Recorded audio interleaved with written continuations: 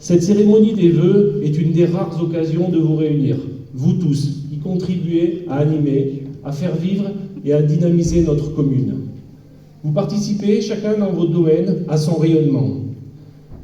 Vous avez, mais je sais que vous en êtes conscient, un rôle essentiel. Permettez-moi donc de vous remercier toutes et tous pour votre engagement constant et votre participation aux événements de l'année qui viennent de se terminer. Mais venons-en à pourquoi nous sommes réunis ce soir. Je veux bien sûr vous souhaiter une très belle année 2023 et vous adresser tous mes meilleurs vœux de bonheur, de santé et de succès pour vous et pour tous ceux qui vous sont chers. L'avenir peut parfois paraître incertain, car notre époque est complexe, mais nous devons continuer à nous adapter. S'adapter ne signifie pas faire table rase du passé, détruire ce qui fonctionne ou renoncer à ce qui fait notre singularité.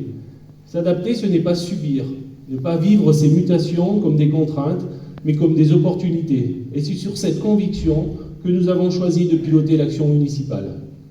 C'est ce message de confiance et d'espoir que je souhaiterais partager avec vous ce soir. Nous avons toujours choisi de faire d'Ampuis un village moderne et accueillant, à la pointe dans bien des domaines.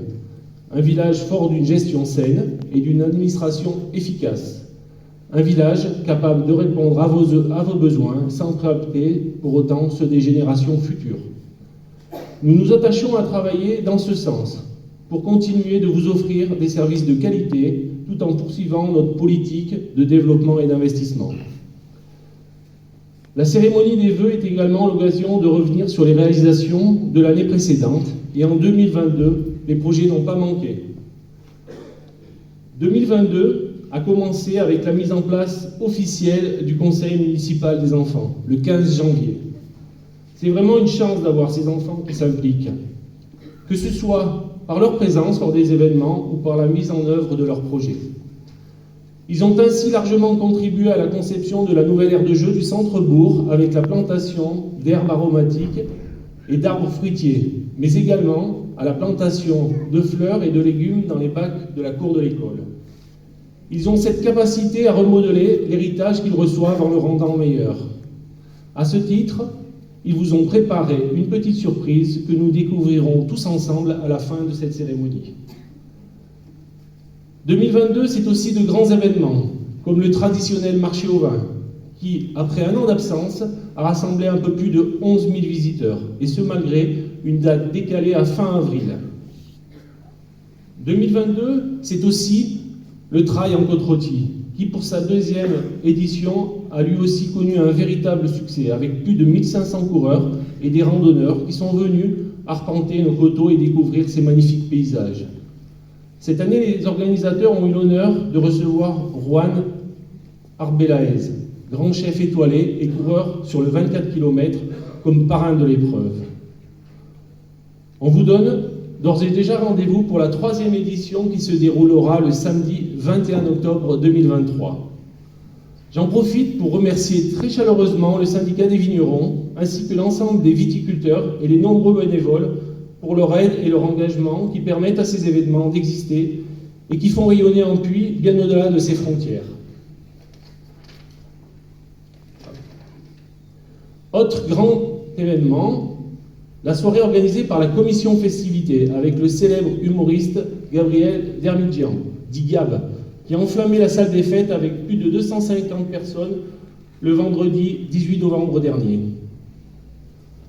En 2022, notre centre communal d'action sociale, le CCAS, a également proposé de nouvelles animations. Après le traditionnel repas de printemps de fin mars, c'est une soirée guinguette sur les bords du Rhône qui a été organisée le 7 juillet en collaboration avec la société de joutes. Pour la première fois aussi sur la commune, au mois d'octobre, a été organisée la Semaine Bleue. Durant 6 jours, les élus et les bénévoles du CCAS ont proposé différentes animations qui permettent de créer ou de maintenir le lien entre les générations. Enfin, au mois de novembre, avant la traditionnelle distribution des colis de Noël, c'est une sortie dans la célèbre chocolaterie Valrhona qui a été proposée. Je remercie chaleureusement les différentes personnes qui se sont impliquées dans l'organisation de ces événements. Dans le cadre des travaux et de l'aménagement de notre environnement quotidien, cette année 2022 fut celle de l'ouverture et de l'achèvement de nombreux chantiers. qui ont tous été conduits dans un souci de qualité, de respect des délais et de maîtrise du budget. Je l'ai déjà évoqué, il y a eu la rénovation de l'aire de jeu du centre-bourg, un projet que nous avons souhaité innovant par le choix des végétaux et des matériaux adaptés au changement climatique, par le choix du mobilier urbain adapté au plus grand nombre et par une accessibilité facilitée au PMR, faisant de cet espace un véritable lieu de vie intergénérationnel. Nous avons également finalisé la construction du local de la Brosse, véritable lieu de vie pour l'association des animateurs. Nous avons remplacé les grillages sur les courts de tennis et installé une tribune modulaire de 180 places assises dans le gymnase, continuant ainsi l'amélioration de nos équipements sportifs. Enfin, nous avons terminé la restauration de l'orgue de l'église Sainte-Baudile avec pour objectif la conservation et la valorisation du patrimoine local. Une inauguration est d'ailleurs prévue au printemps prochain après la période de rodage de l'instrument. 2022, c'est également la création d'un service de police municipale mutualisé avec les communes de Condrieu et Tupin-Semont. J'en profite pour saluer Stéphane Nicolet qui est présent ce soir. Il est devant, il peut lever le bras, pour ceux qui ne le connaissent pas. Il a pris ses fonctions au mois de septembre et il est accompagné dans sa mission par Denis Poinat, qui est officier sur la commune de Condrieu. Merci de votre présence ce soir. Ce service, on l'a voulu à l'écoute des habitants. Il se veut complémentaire aux actions de la gendarmerie. Pour exemple, une des actions est la mise en place d'un radar pédagogique. Il est actuellement, je pense que certains d'entre vous l'ont vu, installé pour quelques semaines sur l'avenue du Château. Cette solution préventive a pour vocation d'enregistrer les statistiques du trafic avec les vitesses moyennes et maximales. Suite à ces résultats, des actions de contrôle pourront être éventuellement programmées. De la même manière, en 2023, la mise en place d'une zone bleue en centre-bourg sera étudiée en collaboration avec nos commerçants.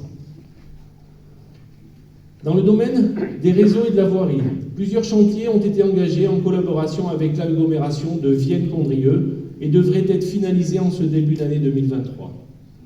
Je pense notamment aux travaux situés sur la route de Rosiers, de la Félaudière et des Moutonnes, un chantier de grande envergure avec le renouvellement complet des réseaux humides et des réseaux secs.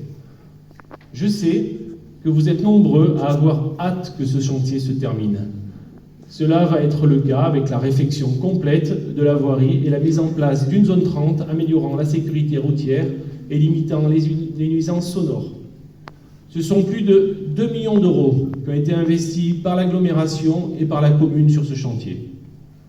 La rue de la Brosse, à proximité de la résidence Rémy-François, fait également l'objet de travaux avec la création d'un mur de soutènement et d'un trottoir aux normes afin de favoriser et de sécuriser les déplacements des résidents de la maison de retraite.